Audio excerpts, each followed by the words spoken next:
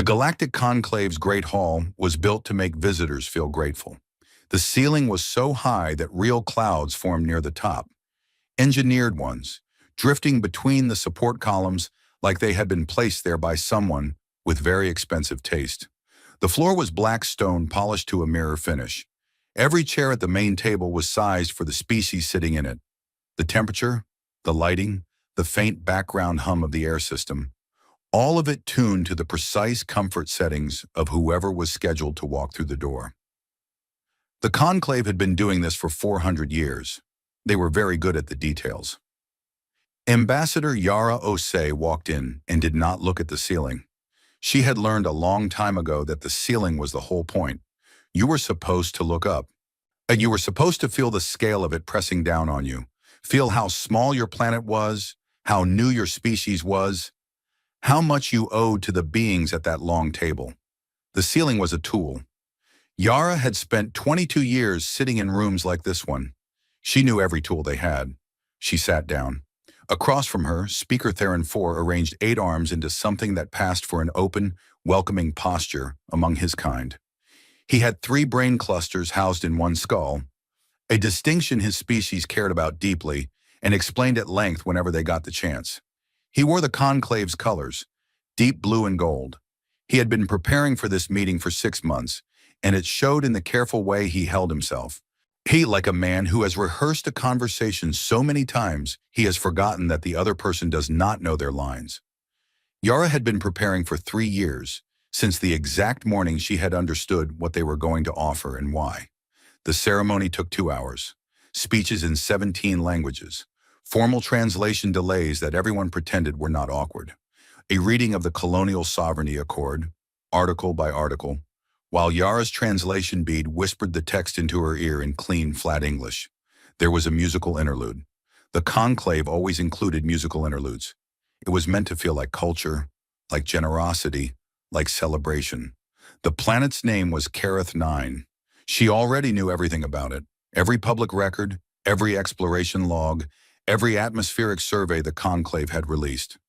She had also read 3 classified documents that a contact inside the Conclave's own science division had passed to her 9 months ago, at a cost she would never put in any official file. Kareth 9 had 4 atmospheric layers. 3 of them would dissolve human lung tissue within 4 minutes of unfiltered exposure. Gravity was 1.3 times Earth standard, not enough to crush you outright, just enough to make every day feel like a debt your body was slowly collecting on. The surface temperature swung between -40 and +70 over an 18-hour day cycle. The native megafauna averaged 12 meters in height. The smaller ones averaged 6. There were no small ones, really, not in any sense that counted. The local plant life excreted a contact toxin through its root system. The toxin caused nerve disruption, skin blistering, and in cases of prolonged exposure, a kind of cellular breakdown that the medical reports described in very careful, very steady language. The plant life smelled like cinnamon. The Conclave classified habitable worlds on a scale from Class 1 to Class 12. Class 1 was Earth standard. Class 12 required full industrial atmospheric support just to maintain a surface presence, and was considered the outer edge of what any known species had attempted. Classes 13, 14, and 15 existed in the classification system the way the last pages of an old atlas existed. They're technically, but mostly unread, describing places that were more useful as warnings than destinations. Kareth 9 was Class 15. The Conclave was offering it to humanity as a gift. Speaker Theron IV finished his presentation, but he folded 3 pairs of arms and looked at Yara with a specific expression that meant he considered this conversation already over and was simply waiting for the formality of her agreement to catch up. "Ambassador Osei," he said, through the translation system, in a voice that was meant to carry to the back of the hall and did. "The Galactic Conclave offers the human species full colonial sovereignty over Kareth 9. No Conclave jurisdiction, no resource claims, no territorial limitations. A world that is entirely and irrevocably yours." The hall was very quiet. "Noted," Yara said. She did not sleep that night. Her quarters in the Conclave Embassy District were comfortable in the particular way that all conclave-provided spaces were comfortable, precisely, efficiently, with a kind of comfort that felt designed rather than felt. She sat at her small desk with the atmospheric data on her screen and read it twice in the public version and once in the classified one, because once was enough. She made coffee, real coffee, from a small supply she kept for specific kinds of nights. She sat with the cup and looked out at the embassy plaza where the engineered fountains ran all night, running water being something the conclave had determined made visiting species feel at ease. She thought about 50,000 people, not as a number, as specific people, because she had read every name on the Colonial Manifest 3 times, and names had a way of sticking. Engineers, the largest group, over 8,000 of them. Medical staff, just under 6,000. Agricultural specialists, teachers, physicists, biologists, construction workers, system administrators. Or 3 people who had listed their occupation as artist and who had been approved because nobody on the selection board had the heart to turn them away when the planet they were being sent to was already terrible enough. One jazz musician named Marcus Webb, who had signed up, according to his application file, because the colonial brochure mentioned mountains. The brochure had not mentioned what lived in the mountains. She had considered telling them, making a transmission, laying out what she knew, what she suspected, the full shape of why this specific planet had been chosen for this specific offer. She had sat with that consideration for 3 weeks, and in the end she had put it down, because if they knew, they might not go, and if they did not go, the conclave would find another solution, a quieter one that left no colony at all, just 50,000 people who became a notation in a closed file. Better to go, better to build something, better to have the evidence reach them on the other side, where they could use it. She finished her coffee. In the morning, she accepted the offer. The conclave delegation's relief was visible. That was the thing that settled into the deepest part of Yara's memory, the thing she would carry for a long time afterward. The way they relaxed. Theron 4's posture shifted. 3 other delegates exchanged a look that they did not bother to hide because they had spent 400 years being the most powerful beings in any room and had stopped noticing that other species could read a room too. She signed the Colonial Sovereignty Accord. She pressed her thumb to the biometric seal. She smiled. "We the conclave is pleased," Theron 4 said. "I'm sure it is," Yara said. The loading process at the transit station took 3 weeks. Supply crates floated through the bay doors in a steady stream. Construction materials, medical equipment, seed banks, water filtration systems, power generation units, communication arrays, the compressed infrastructure of a civilization trying to exist somewhere it had not existed before.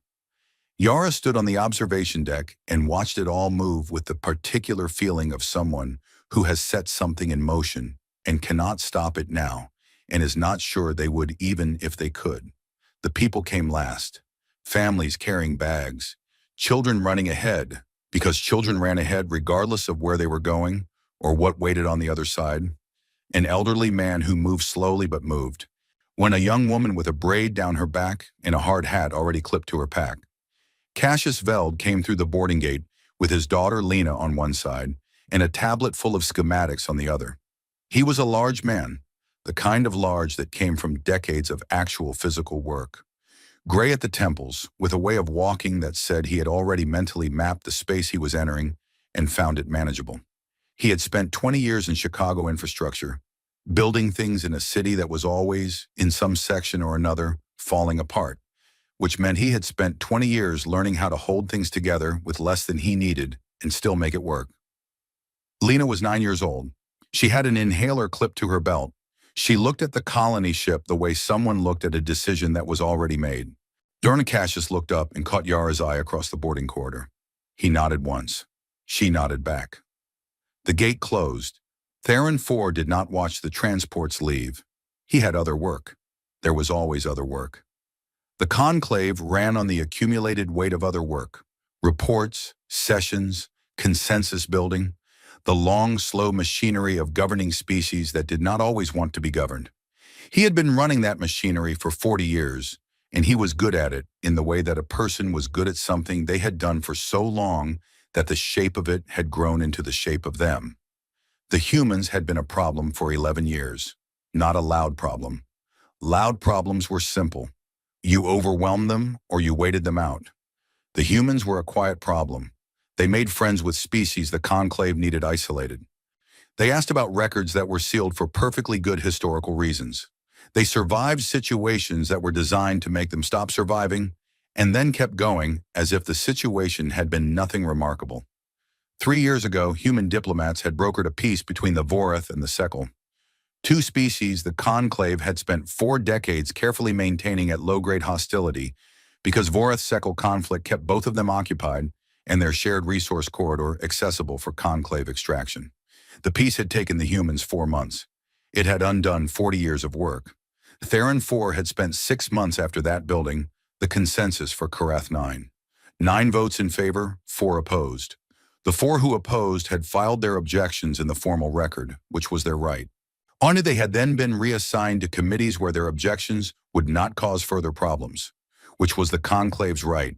The solution was clean. Colonial sovereignty meant no conclave obligation to respond to distress signals from a sovereign world. That was in the Accord, Article 7, subsection C, written in the kind of language that revealed itself only on a careful fourth reading. The humans had signed it.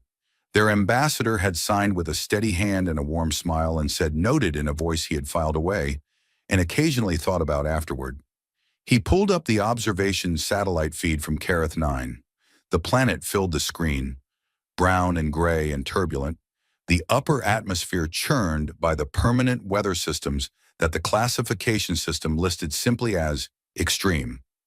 Beautiful in a distant, a severe kind of way. He gave the colony 4 months. His team privately said 3. He returned to his other work. Marcus Webb found a window seat and sat in it for 6 hours before he talked to anyone.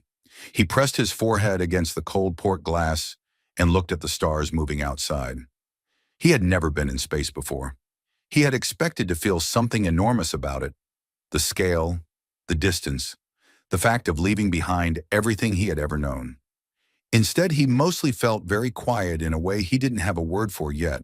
He had packed a saxophone, 3 changes of clothes, a backup of his sheet music, a photograph of his grandmother, and a book about mountain ecosystems that he was already 80 pages into. The book described Karath 9's mountain ranges as geologically significant formations with elevations reaching 9,000 meters in the northern hemisphere. It did not describe what lived on the slopes. The conclave's public colonial materials had described the planet as a challenging but rewarding environment. He had read that and imagined something like a Canadian winter, which he had never experienced either, but had seen in photographs. He fell asleep with the book open on his lap. 3 weeks to Karath 9 at FTL transit speed. Outside the window, the stars moved slowly past, cold and far away, and not paying attention to any of this. In the Conclave Embassy District, in a cargo section of a private facility that was not on any official manifest. A tight beam transmitter came online 2 hours after the transports cleared Conclave jurisdiction. It sent 3 files. The first was a complete analysis of Karath 9, including the classified atmospheric data in 12 languages. The second was a contact list. Every independent species network outside Conclave jurisdiction with encrypted frequencies. The third was a plain text document. No accusations, no arguments, just data. Clean and organized and patient, written in the way that a person wrote something they expected to be read later when the time for it arrived. The transmission took 40 seconds. The system wiped itself clean immediately after. Yara sat in her quarters and watched the confirmation come in. She closed the application. She made coffee. Outside, the engineered fountains ran in the plaza, was steady and peaceful and completely artificial. She sat with the coffee and waited. The next part was already beginning. She just couldn't see it from here. Karath 9 hung in its orbit, as it always had, brown and gray and churned at the edges by its own permanent storms. 12-meter creatures moved across its surface in their migration routes. The cinnamon-scented plant life covered the valley floors in the thick, toxic mats. The atmosphere did what it had always done. The planet had no idea what was coming. Neither really did anyone else. Kareth 9 from orbit looked like a bruise. Brown and purple and gray, wrapped in cloud layers that rotated in directions that didn't match each other, each atmospheric band spinning on its own logic. The planet had no moon. It had 3 rings of asteroid debris that the light caught at certain angles and made briefly beautiful, the way very dangerous things sometimes were. The colony ships held their approach pattern for 2 hours, while the navigation team ran atmospheric entry calculations for the 4th time. Nobody rushed them. Everyone pressed to the port windows and looked down, and nobody said much, because there wasn't much to say that the view wasn't already saying loudly. Cassius Veld stood at the back of the observation gallery and looked at the planet and did what he had always done with hard things. He broke it into parts. The landing zone was pre-surveyed. Flat terrain, northern continent, protected from the worst of the wind patterns by a natural ridge formation to the west. Good bedrock for foundation anchoring. 3 underground aquifers within drilling range. The conclave's public geological data showed mineral deposits that would support manufacturing once the colony was stable enough to think about manufacturing, which was not now, but now was for surviving, and surviving was a project he understood. "Dad," Lena said next to him. "Yeah. It's really big." "It is. Does big mean bad?" He thought about that. "Big means we have room," he said. She seemed to accept that. She pressed her forehead against the glass and kept looking. Day 1. The landing sequence took 14 hours. 6 ships, 6 separate touchdown sequences, each one kicking up enormous clouds of Kareth 9 dust that the wind carried east in long brown tails. The landing struts sank 2 feet into the surface before hitting solid rock, which was 2 feet more than the specs had expected. And Cassius had spent 30 minutes that morning recalculating dome anchoring loads while everyone else was still finding their ground legs. The pre-assembled domes deployed from cargo containers in a sequence the engineering team had practiced 40 times in simulation. They went up faster than the simulations had predicted, which was the first good news. The seals were checked and checked again. Air processors cycled. The filtered atmosphere inside Dome 1 registered breathable at 14:32 local time, which was also the first time anyone had been able to take off their helmet in 16 hours. And the sound of 50,000 people exhaling relief was something Marcus Webb later wrote about in the journal he had started keeping, because he had realized very quickly that he was inside a thing that needed to be written down. At 1907, Dome 3's atmospheric seal failed. The breach was in a junction panel that had taken impact stress during landing. The ground was harder than the simulation expected, which was a theme that would keep recurring. Unfiltered Kareth 9 air entered Dome 3 for 11 seconds before the emergency closure protocols engaged. 7 people were in the direct exposure zone. They died before the medical team reached them. Day 2 was quiet in the way that a space is quiet when people are moving carefully through it and not looking at each other too directly. The megafauna came at dusk.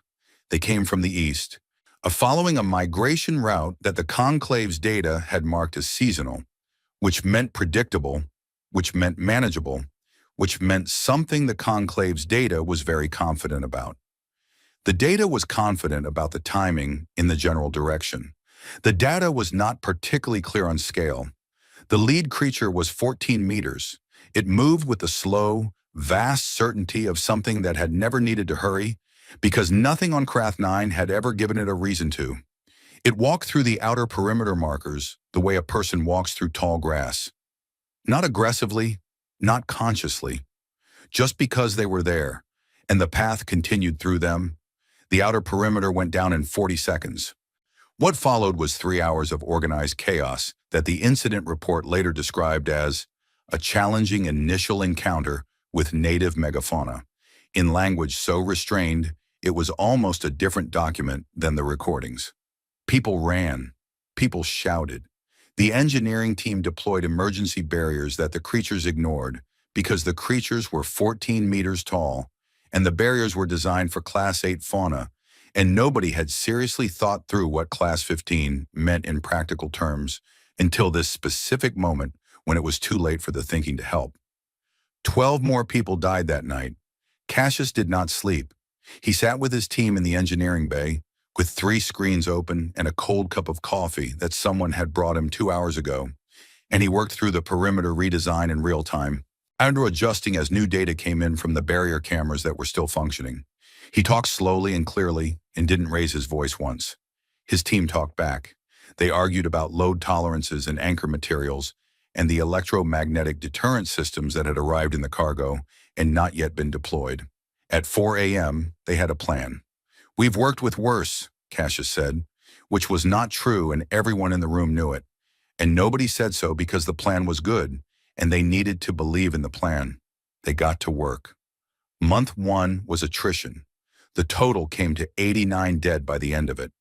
Dome failures, fauna encounters, 2 medical emergencies that would have been minor on Earth and were fatal on Karath 9 because the resources for handling minor emergencies were not yet fully unpacked. The surviving 50,000 and change moved through those 30 days with the specific kind of momentum that had nothing to do with optimism and everything to do with the fact that stopping meant looking at the numbers, and nobody wanted to look at the numbers. They built instead. The electromagnetic deterrents went up around the upgraded perimeter and held, not perfectly, not every time, but enough. The megafauna still tested the barriers periodically, walked into the deterrent field, registered the discomfort, and turned away. Progress. The air processors were upgraded. The dome seals were re-engineered with a redundancy system that Cassius designed himself, working from first principles because the manufacturer's specs were for a Class 9 environment, and this was not that. The new seals held. They had held for 3 weeks straight by the end of month 1, which was the kind of small victory that felt enormous when you were inside it.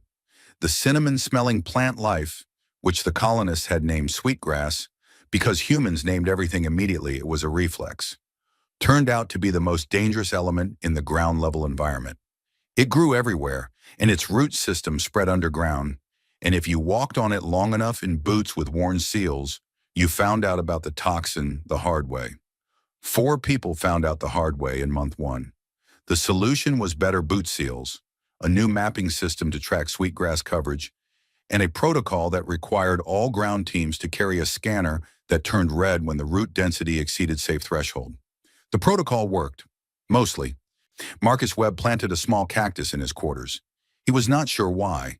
It felt important to grow something. Month 2. The Conclave Observation Satellite picked up the colony's thermal signature expanding. Theron 4's morning briefing noted this and flagged it as within expected variance. His analyst looked at the expanding signature and did not say anything because she had been told that her comments at the previous briefing had been noted and not in the good way. What was happening on the ground was that Cassius Veld's team had established a secondary dome and connected it to the primary via an enclosed corridor that they had built from materials not originally designed for corridor construction because they had run out of corridor materials in week 3. And the secondary dome housed the agricultural systems, hydroponic bays under artificial lighting, because Karath 9's sun was present, but its spectrum was wrong for most earth crops without filtering. The hydroponics team had 12 species of vegetables growing in controlled conditions. None of them were particularly good yet, but they were there. The medical team had set up a proper triage and treatment center in month 2 after 2 weeks of running everything from a converted cargo bay.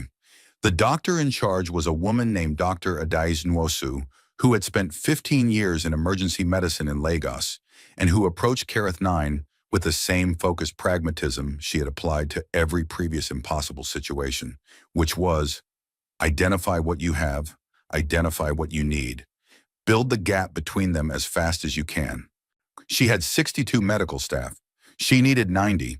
She managed with 62 by scheduling people in shifts that were probably not compliant with any labor regulation that existed on any world that had labor regulations, which Karath 9 did not yet, technically. By month 2, deaths had slowed, not stopped, but slowed. The colony was learning the shape of the danger around it, the way you learn the shape of a dark room, by moving through it, by running into things, by building a map from the pain of impact. Month 3, something shifted. It was hard to name the exact moment. It wasn't a single event. It was more that at some point in the 3rd month, the colony stopped surviving by the skin of its teeth and started surviving with a little room to spare. Not comfort. there was no comfort, but margin. Enough margin that people started doing things beyond the minimum. A school opened. There were 63 children in the colony. Someone had to do something about that.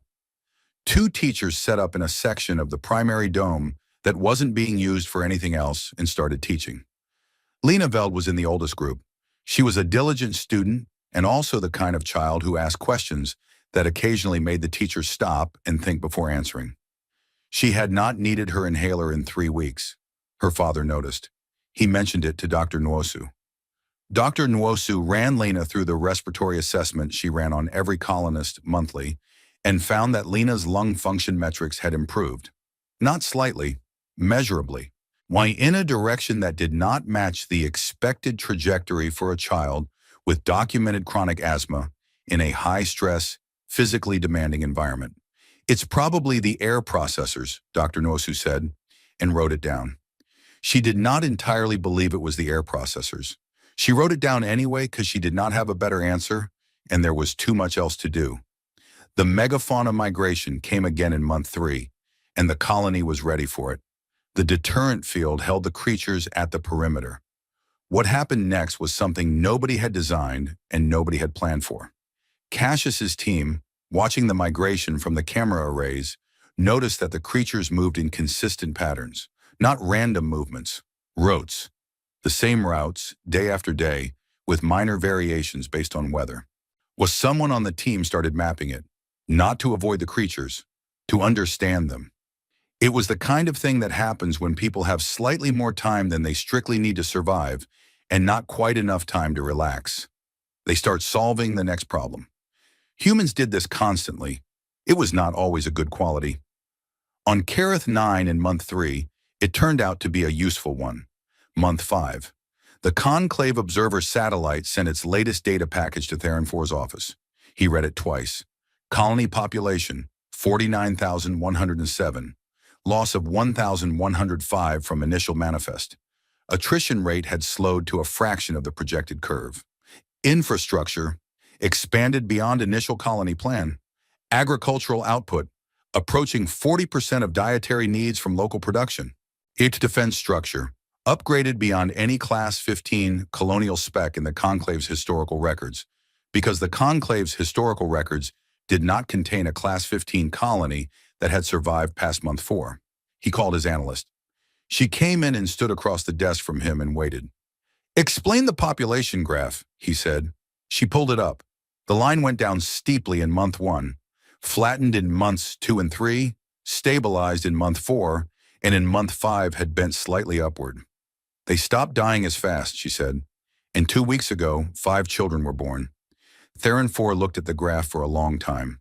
"Adjust the models," he said. She adjusted the models. The new projections were not reassuring. The birth that mattered most happened on day 147. Priya Mehta had been pregnant before boarding the transport. Not by choice, not by plan, and not something she had disclosed during the selection process because she was the best structural materials engineer on the applicant list, and she was not going to be left behind for something that was nobody's business but hers. She had managed the pregnancy through the worst of it quietly with Dr. Nwosu's private help, and on day 147, she went into labor in the medical center while a Kareth 9 storm system was rattling the dome seals outside. The birth was difficult but not catastrophic. Dr. Nwosu had attended more difficult ones. The baby came out loud and healthy and already seemed annoyed about something, which Dr. Nwosu privately considered a good sign for someone about to live on a Class 15 Deathworld. She was named Amara. 32 minutes after the birth, while Dr. Nwosu was completing the post-delivery assessment and a young technician named Obi was running the standard atmospheric checks on the medbay systems, Obi made an error. He hit the wrong control sequence. A maintenance seal on the secondary ventilation junction opened. It was supposed to be a diagnostic cycle, a 30-second procedure that should have opened only the internal recycling loop. Instead, it opened the external vent. Kareth 9 air entered the medbay. 4.3 seconds. The alarm triggered at 4.3 seconds, and the emergency closure engaged and the vent sealed. Amara was on the examination table. She was 32 minutes old. The unfiltered air hit her face and she breathed it in the automatic, unconscious way that new lungs breathe everything. without judgment, without defense, and just the fundamental reflex of being alive. Then the air sealed off. The processed, filtered atmosphere returned. The alarm stopped. Obi was already across the room, already reaching for the emergency respiratory kit, his face the color of someone who understood what he had just done. Dr. Nwosu was already at the table. She checked the baby. Amira was breathing. She was breathing steadily. She had breathed Kareth 9 atmosphere, 3 parts of which were actively hostile to human tissue, for 4.3 seconds, and she was lying on the table breathing with the calm efficiency of a healthy infant who had no idea what had just happened. The room was very quiet. Obi was crying. He was trying not to, but he was. Dr. Nosu ran the assessment 3 times. Then she sat down in a chair that she pulled up to the table, and she ran it a 4th time. All 4 assessments returned the same result. The baby was fine. She was fine. She was perfectly, completely, by every available measurement, fine. The xenobiology report took 9 weeks to compile. The Conclave's observer satellite had caught the vent incident on its sensors. Atmospheric anomaly detected, cross-referenced with colony life sign data, flagged for review. The review team was very thorough. They were very good scientists. They ran the data 12 times. The report was 340 pages long. The conclusion was a single paragraph, the last 3 words of which were, "This should not." Honuda Theron read the conclusion and then read the rest of the report and then sat very still at his desk for a long time in the way that a person sat still when they had been very confident about something for a very long time, and reality had just made a quiet and devastating argument in the other direction. He did not change any of his decisions. He told himself this was because there was nothing to be changed. The colony was on Kareth 9. The accord was signed. Article 7, subsection C was clear. The thing was done. He believed this. He went back to his other work. On Kareth 9, in a medbay that smelled like antiseptic and recycled air, Amara slept in a heated unit and breathed with the unconscious confidence of something that had already, without knowing it, done the most consequential thing it would ever do. She did not know this. Only she was 9 weeks old. She just kept breathing. Year 3 on Kareth 9, and the colony had a market. Not a formal market. Nobody had organized it. Nobody had approved a plan for it. It had simply appeared in the wide corridor that connected Dome 4 to Dome 6. The way useful things appeared when people had slightly more than they needed of one thing and slightly less than they needed of another. Someone brought extra hydroponic yield to trade. Someone else brought fabricated tools. A third person arrived with something they had made from Kareth 9 materials that didn't have an official name yet, but was becoming valued. And the corridor became a market the way a river became a river, because it was the natural direction for things to flow. There were 43 stalls on market day. So Cassius walked through it on a Tuesday morning with a cup of coffee that had gone cold and a list of structural assessments he was supposed to be reviewing. He kept stopping, not because he needed to buy anything, just because the market was evidence of something he could not quite put into words but recognized the way you recognized a load-bearing wall, by what it was holding up. People were arguing about prices, children were running between stalls. An old man who had been a crop scientist in Kerala was selling something he called a soil amendment and explaining its properties to anyone who would listen, which on a good day was 3 or 4 people. Marcus Webb was in the corner playing saxophone. It was not great for market acoustics. It echoed off the dome walls in complicated ways. And nobody asked him to stop because it turned out that after 2 years of dome seal alarms and fauna deterrent signals and emergency klaxons, a saxophone playing Autumn Leaves badly in a corridor was a sound that people walked toward rather than away from. "We've worked with worse," Cassius told his coffee, and kept walking. Population count, year 3, 49,107. Same number as month 5. No movement up, no movement down. Births and deaths in approximate balance, which on a Class 15 Deathworld in its 3rd year of existence was a statistic that the Conclave's observation team had needed to cross-reference 4 times before accepting. The colony was not growing, but it had stopped shrinking. That was the wall Cassius had set his back against and pushed for 3 years without stopping. Not to build something great, not yet. Just to get to the place where the numbers stopped going down. He had succeeded. He treated this success with the same expression he used for all successes: brief acknowledgement, then attention to the next problem. The next problem was food.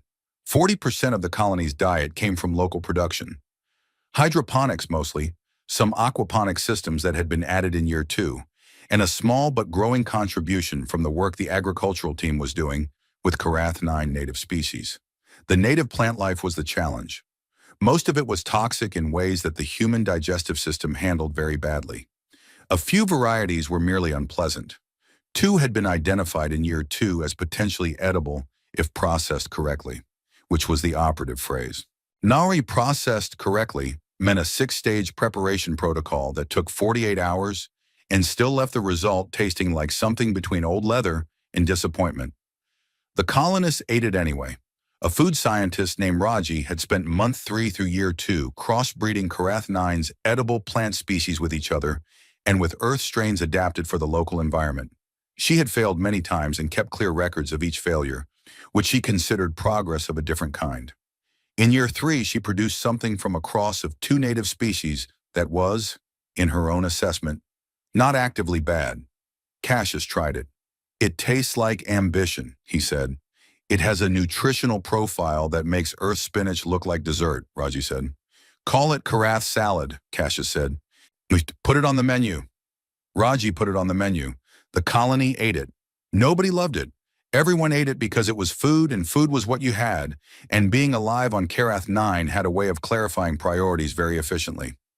Lena Veld turned 12 in year 3, which was also the year that Dr. Nwosu stopped recording asthma attacks in Lena's medical file, because there had not been any to record. She had not had an attack in 14 months. Dr. Nwosu ran her through the full respiratory panel every quarter, out of professional obligation and personal fascination that she kept separate in her own mind. The lungs of a 12-year-old girl who had been a documented, medicated, oxygen-dependent asthmatic since age 4 showed no active inflammation, no airway hyperreactivity, function metrics in the 94th percentile for her age group. In year 2, she had published a paper through the colony's research network noting the anomaly, suggesting the air processor filtration had some beneficial property and inviting further study.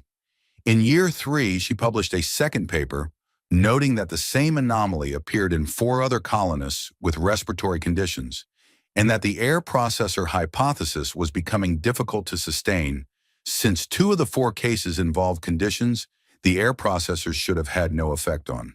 She filed both papers to the external networks Yara had established, the ones that connected to research bodies outside conclave jurisdiction. She did not know what Yara had built. She just knew that the network existed and that the paper needed to go somewhere it would be read. Lena, for her part, was not interested in her own medical file. She was interested in the megafauna. The megafauna research had started as a mapping project, Cassius's team logging the migration routes to help plan safe ground operations. In year 2, a young ecologist named Felix had taken the mapping data and started looking at it differently. Not as an obstacle to root around, but as a pattern to understand. What he found was structure. The creatures did not move randomly.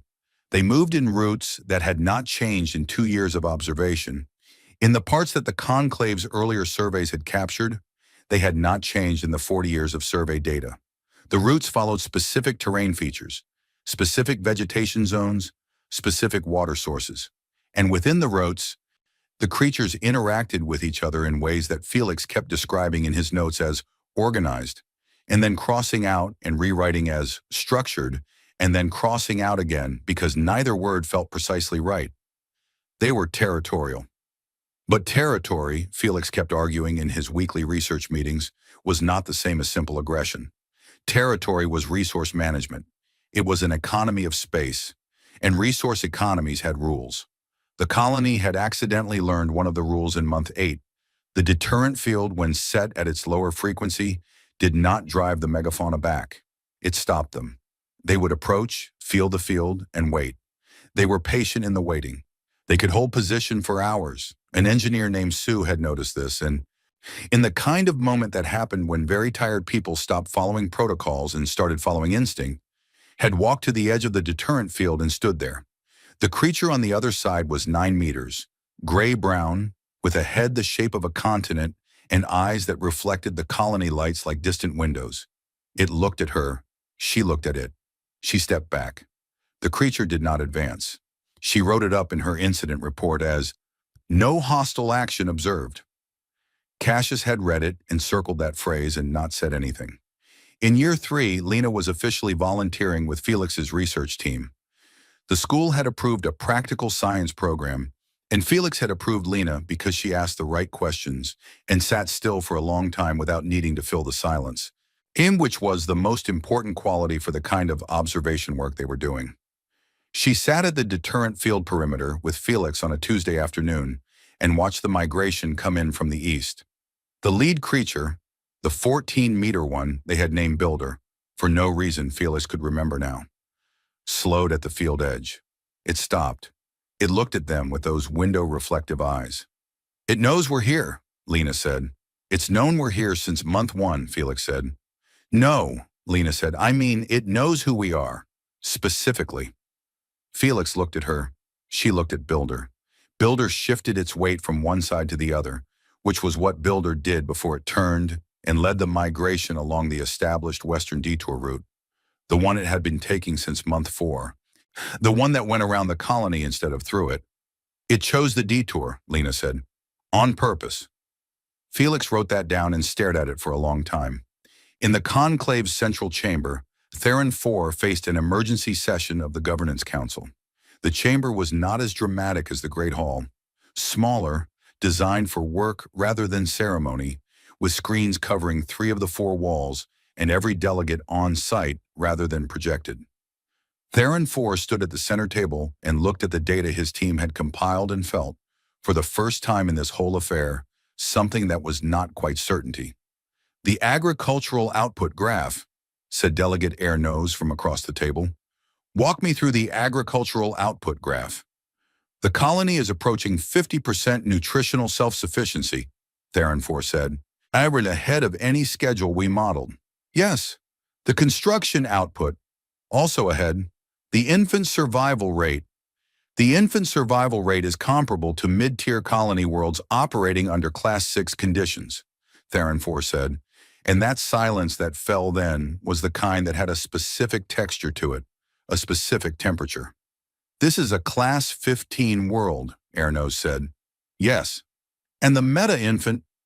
"The Xenobiology Division's findings are in the supplementary materials. I recommend treating them as an isolated anomaly pending further study." The room was not convinced by this. The room contained 12 of the most experienced political minds in the conclave, and all 12 of them had read the xenobiology report, and all 12 of them had read the phrase, "this should not," and understood what it meant when a conclusion of that nature was reached by people who spent their lives being confident. "I want a geological survey," Theron 4 said. "Deep strata, the classified dataset." The room went very still. "The classified dataset," Airnos repeated. "I need to understand the timeline," Theron 4 said. "I need to know how long we have before their ground operations reach depth." Nobody asked what timeline. Nobody asked what depth. The classified data set for Kareth 9 was 80 years old, and not all of the delegates in the room knew it existed, but enough of them did. And the ones who did looked at the table and did not look at each other. "Authorized," Airnose said finally. The survey was ordered. The survey drones went out from the colony in month 37 as part of a routine mineral prospecting operation. Cassius had been pushing for a deep strata survey since year 2 because the colony's power needs would eventually outgrow the surface solar and geothermal system, and deep mineral extraction was the next logical step. Nobody had specifically planned the survey for this date. It was just the date the equipment was finally ready, and the team had the margin to run it. 6 drones drilling to 12 kilometers in 6 sites spread across the landing zone and surrounding plains. The mineral data came back first. It was good, better than expected. There were ore deposits that would keep the colony's manufacturing capacity growing for decades. Cassius read the mineral report at 7 a.m. with his second cup of coffee and felt the specific satisfaction of a man who has correctly predicted where the useful things would be. Then the structural anomaly data came back. It was flagged automatically by the analysis system, which had been programmed to flag anything that did not match the expected geological profile. The expected profile was solid rock formation interrupted by natural cavities, mineral pockets, and tectonic stress patterns. What the analysis system flagged was not any of those things. At 11 kilometers below the surface, at 4 of the 6 drilling sites, the sensors had found chambers. Not natural ones. Right-angle walls, flat floors, structural material that had a different density signature than the surrounding rock, which meant it had been manufactured rather than formed. The chambers were large. The largest was 400 meters across, and they were full. Cassius sat with the data on his screen for a very long time. He pulled up the conclave's public geological record for Carith 9 and compared it to what the drones had returned. The public record showed solid rock at 11 kilometers. Uniform, unremarkable, the same profile extending downward. It was not the same. It was not even close to the same. The conclave's public record and his drone's actual data were describing two completely different structures. Not slightly different, architecturally different. The way a building and a field were different. The kind of difference that did not happen by accident. Now he sat very still. He did not reach for his coffee. He stared at the data. "We've worked with worse," he said, to the empty room, in a voice that had none of the steadiness the phrase was supposed to carry. He did not mean it this time. He was not even sure why he said it. He said it the way people said certain things in the dark. Not because they believed them, but because the alternative was sitting in the silence without any words at all. He looked at the right-angle walls at 11 kilometers below the surface of a world that was supposedly an uninhabited, natural, Class 15 Deathworld. He looked at the flat floors. He looked at the manufactured structural material, dense and deliberate, surrounded by 800 years of accumulated rock. Then he started copying files. Every data packet, every scan, every comparison between what his drones had found and what the conclave's public record claimed was there. He worked for 2 hours, quietly and methodically, with the particular focus of a man who had learned a long time ago that the work itself was the steadiest thing you could put your hands on when everything else had gone uncertain. When the copies were complete, he sent them to a secure channel, to Yara Osi. He had not spoken to the ambassador in 8 months. She had set up a communication network in the colony's first week, an independent channel that went through 3 relay points before it reached the conclave system, routed in a way that made it look like routine administrative traffic. She had told him to use it only if he found something that mattered. He had found something that mattered. He sent the files and sat back in his chair and looked at the ceiling of the engineering bay. The real ceiling, bare metal and conduit, and the places where the dome support structure showed through, and waited for the day to continue around him. The colony went on outside his door. The market was probably running. The school was probably in session. The megafauna migration had probably come and gone along its established detour route. Imara Meta was 3 years old now, running on Carith 9 air, like it was the most natural thing in any universe. Everything was continuing. He sat in his chair and waited, and did not let himself think too far ahead of the next thing he needed to do. Outside, the planet went on with its enormous, indifferent business. Storm systems churning in the upper atmosphere. Cinnamon-scented plant life covering the valley floors in its toxic mats. 12-meter creatures moving on their ancient routes, carrying in their bodies the memory of something they had no words for. Following paths that had been walked for long enough that the rock itself remembered the wait. Yara Osi received the files at 3:14 in the morning. She was awake. She had been sleeping badly for 2 weeks, which was a rhythm she recognized. Her body's way of telling her that something was building toward a point. She had learned to listen to it. She made coffee and opened the channel and looked at what Cassius had sent her, and then she made more coffee and looked at it again. She pulled up the conclave's classified geological record for Carith 9 alongside the drone data. She had obtained the classified record through the same channel she had used for the atmospheric data 2 years ago. She had held it without using it, waiting for the piece she did not yet have. She looked at the side-by-side comparison for a long time. Then she pulled up the classified geological records for 6 other worlds. She had those too. Different contact, different price, different file format, but the same essential category, the data the conclave did not release, the data that described what was actually below the surface of places the conclave had classified in particular ways for particular reasons. She laid them out on her screen. 7 worlds total, including Karath 9. She looked at the deep strata profiles of all 7. The underground structures were present in every one. Different shapes, different materials, with different depths. The geology varied, the age varied, but the essential signature was the same.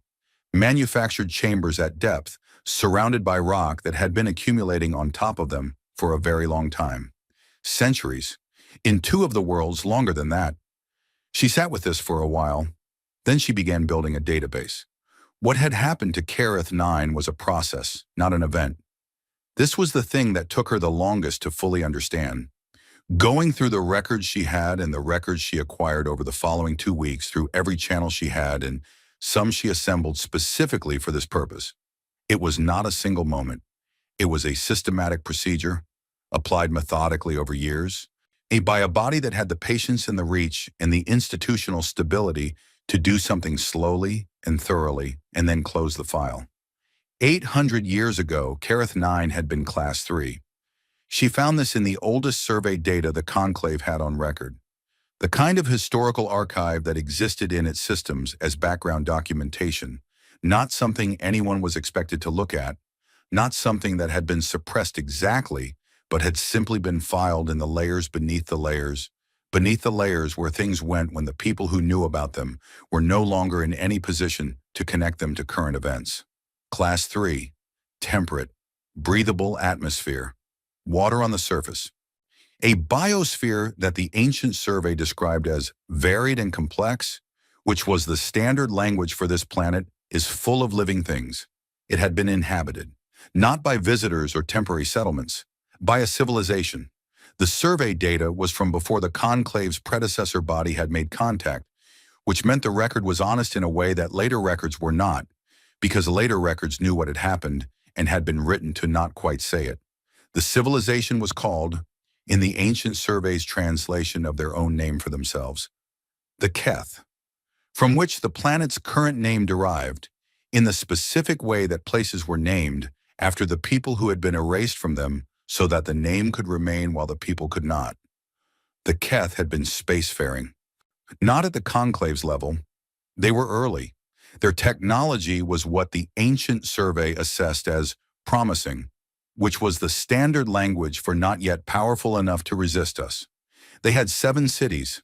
They had agriculture, infrastructure, a communication network, art, music, political structures. They had the things that civilizations had. They had also been in the way. The resource corridor that ran through Karath 9's star system was one of the most significant in the region. The conclave's predecessor body had wanted it. The Keth had been using it. There had been a negotiation of some kind. The records were vague here, deliberately vague, the vagueness of documents written to describe a decision without quite saying what the decision was. The negotiation had concluded. What followed was not listed as a war. It was listed as an ecological intervention.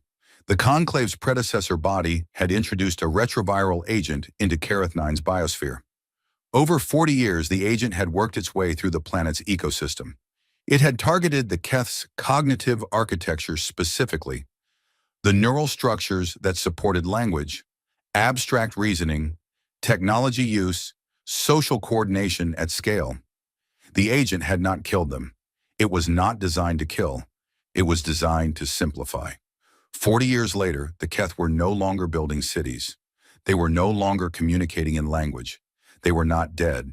They were in the planet's valleys, moving in groups, following routes their muscles remembered from a life they no longer had the cognitive capacity to understand they had lost. The underground chambers were not ruins, and they were not archaeological remains. They were where the Keth had lived when they still knew what living meant. Sealed by rock-forming agents introduced in the final stages of the ecological intervention, buried under the slow accumulation of geological time. The conclave's predecessor body had reclassified Karath 9 as Class 15 200 years after the intervention was complete, by which point the planet's ecosystem had been sufficiently destabilized by the loss of its primary intelligent species that Class 15 was accurate. They had sealed the data. They had moved on. The resource corridor had been in conclave use for 600 years. Yara sat with all of this for a long time, not because she was surprised. She was not. She had suspected something in this neighborhood from the day she read the first atmospheric data, or from the day she understood that a Class 15 world was being offered as a gift. You did not gift a death world to a species you wanted to thrive. You gifted it to a species you wanted to stop thinking about. What she was doing in those quiet hours was not arriving at understanding. She was completing it, filling the shape she had already suspected with a specific, exact, documented weight of what had actually happened. There was a difference between suspecting that a thing was monstrous and holding the full measure of its monstrousness in your hands. She held it. Then she started working. 17 worlds. She found 17. Not all of them were as complete as Karath 9. Some of the underground evidence was partial. Some of the historical survey data was too degraded to reconstruct fully. Sure, some of the classification changes were harder to date precisely. But 17 worlds carry the same signature in their deep strata. 17 worlds appeared in the historical record as inhabited and appeared in the current record as classified in the higher reaches of the scale, where no species went, with nothing in between to explain how they had gotten there. 17 civilizations, different sizes, different stages of development, different technologies, different everything, except the corridor or the resource or the territory they occupied that the conclave's predecessor or the conclave itself had wanted. She made a document. She was very careful with it. She did not editorialize. She did not use charged language. She simply put the data in order, the historical record next to the current classification, so the underground structure signatures next to the ecological record, the timing of each reclassification next to the timing of each resource corridor's integration into conclave-controlled systems. She let the sequence speak. The document was 63 pages when she was done. She had it verified by 2 contacts she trusted completely in different research networks, both outside conclave jurisdiction. Both of them came back within 48 hours with the same response, in different words, which amounted to, "This is accurate, and what do you need from us?" She told them what she needed. The conclave's vote took 4 days. The motion had been proposed by Theron 4's coalition under an emergency security classification, which meant the deliberations were sealed and the vote was held without public record of the debate. The motion was straightforward. Karath 9, under the provisions of Article 19 of the Colonial Governance Framework, to be placed under medical quarantine, pending investigation of anomalous biological developments. Medical quarantine. That was the language they used. Under Article 19, a quarantine world's communications could be restricted.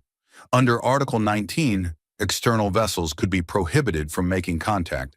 Under Article 19, an intervention force could be deployed to enforce quarantine conditions, with the colonists' consent not legally required because the accord had a clause, and the clause covered this, and the clause was the whole point of why the accord had been written the way it had been written. The vote was 9-4. The 4 who voted against recorded their objections, and they were moved to review committees within the hour. Theron 4 authorized the deployment of a quarantine enforcement fleet. 14 vessels, 3 weeks to reach Karath 9 at standard transit speed. He sent no message to the colony. There was no legal requirement to do so. The accord was clear. Yara received notification of the vote through a conclave staff contact who did not record the notification and who had, over a distinguished 40-year career in conclave administration, developed a very finely calibrated understanding of which rules were structural and which ones were the kind that decent people worked around. She had 11 days before the fleet launched. She spent them working. The transmission system she used was not the one from the original departure. That had been a one-shot construction designed for the moment. This was something she had been building for 3 years through the independent network the original transmission had established, a system made of agreements rather than hardware, of relationships rather than infrastructure. A message she sent would travel from relay to relay, each one a contact who had read what she sent 3 years ago and had been waiting, in the way that people waited when they had been given information they did not know what to do with yet, but understood they might someday need to. The full document went to every independent species network outside conclave jurisdiction. 17 planets, the historical record for each one, the geological signatures, the ecological intervention timeline, the reclassification dates, the resource corridor acquisition dates, the current classification status of each world and the status of the beings who had once lived on them. And Karath 9, the gift, the accord in its Article 7, subsection C, the vote with its 9-4 margin, and the 4 objectors moved to committees within the hour. The quarantine fleet launched and en route. She sent it in 12 formats in 11 languages and with translation keys for 47 more. She included coordinates for each of the 17 worlds so that anyone who wanted to go and look could go and look. She sent one additional file separately to a smaller list, to the species whose deep history records she had cross-referenced, the ones whose own archives contained references to civilizations that had simply stopped existing at convenient times. She sent them the names of the dead civilizations, the ones she had been able to reconstruct from the ancient surveys, the ones the conclave's records listed as pre-contact extinctions. She sent the Keth's name to the beings whose ancestors the conclave had told were extinct. Then she sat in her quarters in the conclave embassy district, in the city that the conclave had built to show the galaxy what 400 years of stable governance looked like, with the engineered fountains running outside in the plaza and the artificial clouds drifting near the ceiling of the Great Hall 2 streets away. She made coffee. She did not wait to see what happened. She knew what she had built. She had been building it for 3 years, and it was sound. The fleet launched on schedule. 14 vessels, quarantine class, with the capacity to restrict communications, maintain orbital exclusion, and if necessary, deploy surface enforcement teams. The fleet commander was an experienced officer named Drev On, who had run 3 quarantine operations in his career and who approached the Karath 9 assignment with professional detachment. It was a standard operation, anomalous colony situation, medical concerns. He had his orders and his legal framework and the full weight of the conclave's authority behind him. He was 2 weeks out when his private communications terminal began receiving messages. The first was from his sister, who was a biologist working in an independent research network outside conclave jurisdiction, and who had forwarded him a document with a message attached that said only, "Read this and then think about what you're doing." He read the document. He put it down. He picked it up and read it again. He sat in his command cabin for 4 hours before he came back to the bridge. In the relay stations between the conclave's core systems and the outer networks, the document was traveling at the speed of light in every direction. It was being read on research stations and in government chambers, and in the private quarters of species the conclave had spent decades describing as too primitive to merit full diplomatic status. It was being read by historians and scientists and politicians and ordinary people who read the 63 pages and sat with it the way people sat with things that changed the shape of everything they thought they knew about the world they lived in. It was being read by 3 of the 4 conclave delegates who had voted against the quarantine motion, who were currently sitting in review committees, and who forwarded the document to every contact they had outside the conclave's internal communication system. The 4th dissenting delegate did not forward it. He walked directly into the conclave's public media office and released it himself, under his own name, with a statement attached that was the first thing he had done in his career that he was completely certain was right. On Karath 9, Cassius Veld received a message from Yara in the early morning of day 1089. The message was short: "Fleet incoming. 14 vessels, 3 weeks. I have done what I can from here. The rest is yours. They will arrive expecting a colony on its knees. Show them what you've built." Cassius read the message twice. He made coffee. He sat with it. Then he called a colony-wide meeting. 49,107 people gathered in every dome simultaneously, connected by the internal broadcast system. Cassius stood in the center of Dome 1 and talked in the same voice he used for everything. Steady, clear, not theatrical, not loud. He told them about the fleet. He told them why it was coming. He told them what the document Yara had sent said, and he showed them the key sections on the main screens.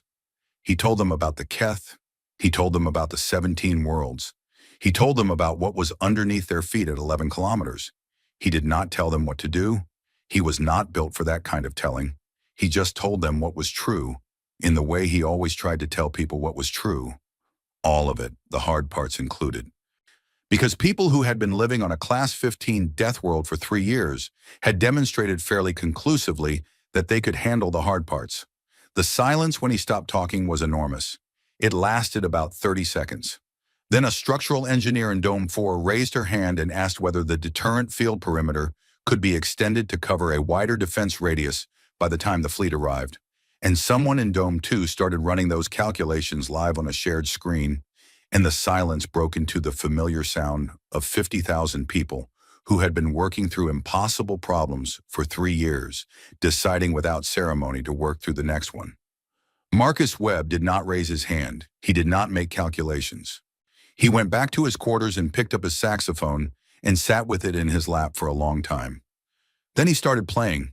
The sound went through the dome walls and bounced off metal and recycled air, and the particular silence that came after very large things had been said, and it was not great acoustically, and it did not matter.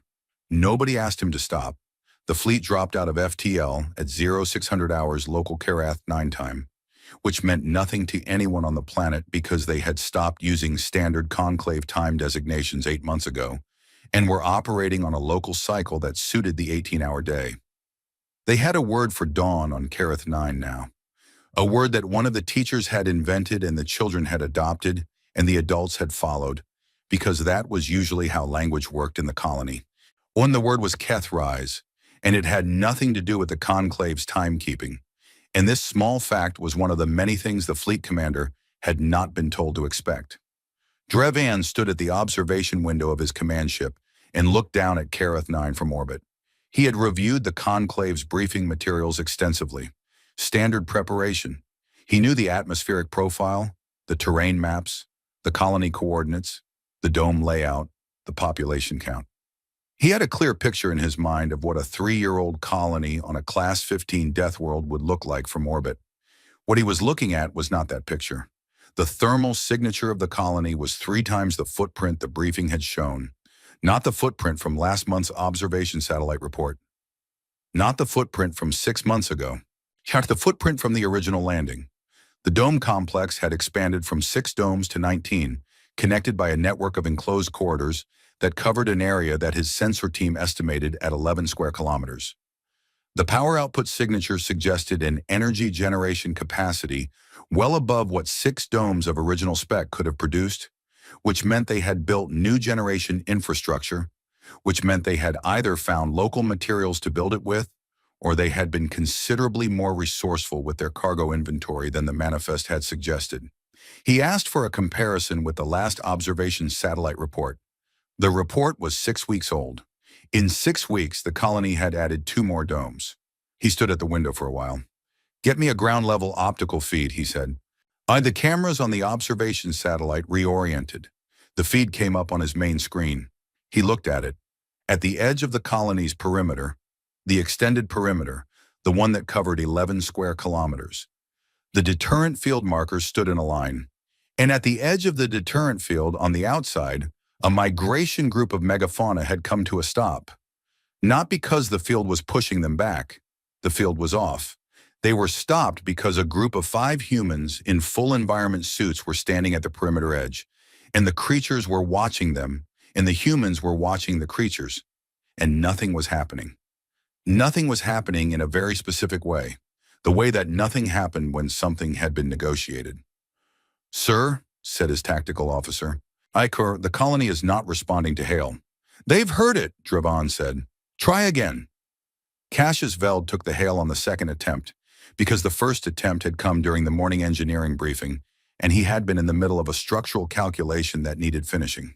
He answered when he was done with the calculation. He appeared on Drevan's screen in work clothes, with dust from Karath 9's surface on his jacket, holding a coffee. "Commander," he said. "Colony Administrator Veld," Drevan said. "This is Fleet Commander Drevan. I am here under the authority of the Galactic Conclave's Article 19 quarantine provision. I am required to inform you." "I know why you're here," Cassius said. The statement landed in the transmission with the particular weight of words from someone who had known for a while. You should know, Cassius added, that Ambassador Osei has transmitted the full evidentiary record regarding Kareth 9 and 16 other worlds to every independent network outside Conclave jurisdiction. That happened 14 days ago. I am going to assume you've received some version of it. Drevian said nothing. I'm also going to assume, Cassius said, that you've been reading your private messages and that some of them have been from people who know you well enough to say difficult things to you. This was accurate. I'm not going to make any threats, Cassius said. I don't have a military. I have engineers and farmers and 3 theoretical physicists and a jazz musician. What I have is this planet, which is ours, and the truth about what this planet is and what was done to it, and the fact that 50,000 people are currently alive on it who were sent here to not be. Commander, I don't know you, but I think you should talk to your captains before you decide anything. Cassius finished his coffee. Take your time, he said. We're not going anywhere. The channel closed. Drev talked to his captains. It was not a comfortable set of conversations. He had 12 captains under his command.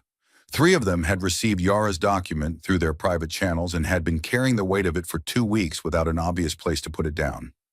4 more had received it in the last 48 hours, forwarded by family members and colleagues, and in one case by a species government official who had attached a formal diplomatic note that Conclave legal precedent had never been designed to handle. 2 of the 12 captains were from species whose own archives, historical records the Conclave had consistently described as mythologically unreliable, contained references to civilizations that had simply ceased to exist at times that now, mapped against the data Yara had assembled, had a different explanation. One of those 2 captains, a woman named Commander Velos, had an ancestor recorded in her species' oldest oral tradition as one of the last engineers of a city that had been named in her ancestral language, something that translated approximately as the place the ground remembers. She had learned this in childhood. She had thought of it as a story. She sat in her command cabin for 2 hours after the captain's call with Cassius, and then she requested a channel to Drev directly. And I won't enforce the quarantine, she said. It was simple. No elaboration, no argument, just the statement sitting there in the channel between them. Drev said nothing for a moment. Velos, I won't, she said, not because of my personal situation, though I acknowledge that is part of it. Because the legal framework being invoked to justify this action is itself built on the foundation of what that document describes. I am not going to be the tool of a structure that has spent 400 years building its authority on the destruction of what my ancestors built. She paused. Sir. He let that sit. He asked for a poll of the captains. He did not make it an order. He asked, which was not standard procedure, but the situation had left standard procedure somewhere behind them. 7 of 12 would not enforce the quarantine. The other 5 said nothing, which in Drev experience was the way that people said things they would not say out loud. Theron 4's firing order came through the command channel at 1400 hours. Drev received it. He read it. He put it down. He thought about 40 years of his career. He thought about the Conclave's emblem that was on everything in his command ship. On the walls, on the uniforms, on the seal of every document he had ever signed. He thought about what he had believed the emblem meant, and what the evidence suggested it meant, and the distance between those 2 things. He picked up the order and read it a second time. Then he walked to the bridge. The bridge crew looked at him. The firing order has been received, he said. I am not going to execute it. Silence. And anyone who wishes to challenge this decision may file a formal objection through the command record. I will note each objection personally and make sure it is preserved in full. He looked at each of them in turn. Does anyone wish to do that? Nobody moved. Nobody spoke. The order sat in the command system, unexecuted, the cursor blinking next to it with the patience of a machine that had no opinion about what happened next. Drev opened a channel to the colony. Colony Administrator Veld, he said, this is Drev. The quarantine order will not be enforced. I am requesting a formal communication channel between my fleet and your colony administration, outside Conclave authority, for the purpose of coordinating what happens next. He paused. No, I apologize for the circumstances that brought us here. There was a short silence on the other end. Noted, said Cassius Veld, in a tone that carried something different than those words usually carried. Something warmer, something that almost had a different name. What happened next took 11 years. Not a war. There was no war. The conclave did not fall to military force. It fell to the specific and unglamorous process of being held accountable by the beings it had managed for 4 centuries. And accountability moves slowly because everything large moves slowly, and because the conclave's legal and political structures were very complicated and had been built by very careful people who understood that complicated structures were harder to dismantle than simple ones. There were hearings. There were tribunals. And there were sessions in the Great Hall with its engineered clouds where species that the conclave had told other species were extinct sent delegations and sat in chairs and presented evidence in front of audiences who had needed the conclave to be something other than what it was, and who were now in the slow process of adjusting. The 4 delegates who had voted against the quarantine were reinstated.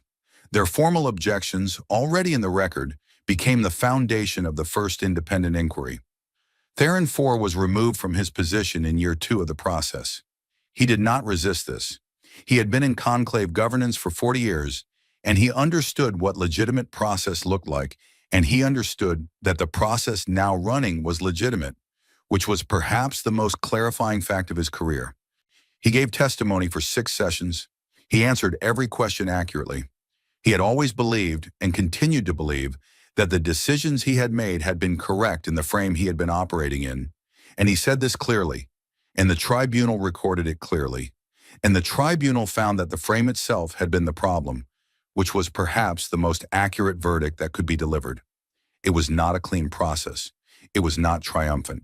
Nobody made speeches about justice because the people inside it were too tired for speeches and too clear-eyed about what 11 years of legal and political restructuring actually looked like from the inside, which was mostly reports, mostly meetings, mostly the slow work of rewriting structures that had been standing for 400 years and that a great many species depended on for stability even now, even knowing what they knew. Yara Osei did not return to the Conclave Embassy District. She went to Karath 9 in year 2 on the first independent transport that made the journey under the new provisional status the colony had been granted, while the legal proceedings established its permanent classification. She came through the dome entry corridor in a standard environment suit, and Cassius met her at the airlock with a coffee that was, by any objective measure, not good. She drank it. "We've worked with worse," he said. "Yes," she said, "we have." Karath 9's reclassification took 6 months of committee work and 2 full committee collapses before anyone agreed on language. And the problem was not the classification level. That was straightforward. The problem was the sovereignty designation, which was new enough in the framework that 3 different legal traditions had 3 different opinions about how it should be written, and all 3 traditions were currently relevant, and nobody wanted to get it wrong. A conclave bureaucrat whose job it was to finalize the language submitted a draft that used a formulation Yara's legal team found inadequate. She read the draft. She put it down. "Noted," she said. The room understood, fully and finally, what that word meant in her mouth, and the draft was revised. The final classification was entered in the official conclave record, which was in the process of being made a public document rather than a controlled one, on the morning of Karath 9's local Keth Rise on year 11, day 4 of the restructured conclave's first open session. Class 1, sovereign, independent, the first planet humanity had not inherited, not borrowed, not been assigned and supervised and monitored. The first one that was simply, completely, by the weight of 3 years of survival and 8 years of legal record and 63 pages of evidence assembled by a woman who had signed a death sentence with a steady hand because she had a plan. Theirs. Amara Mehta was 11 years old. She was outside when the announcement came through the colony broadcast system. She was at the far edge of the perimeter, which was technically against protocol for children under 14. But she went there often because the megafauna came close to this edge in the early morning, and she liked to be near them when they did. She had been doing this for 3 years, and nobody had been able to make a compelling argument against it, because the creatures did not behave toward her the way the deterrence protocol assumed they would. They did not behave toward her like something to be deterred. The broadcast came through the comm unit, clipped to her suit.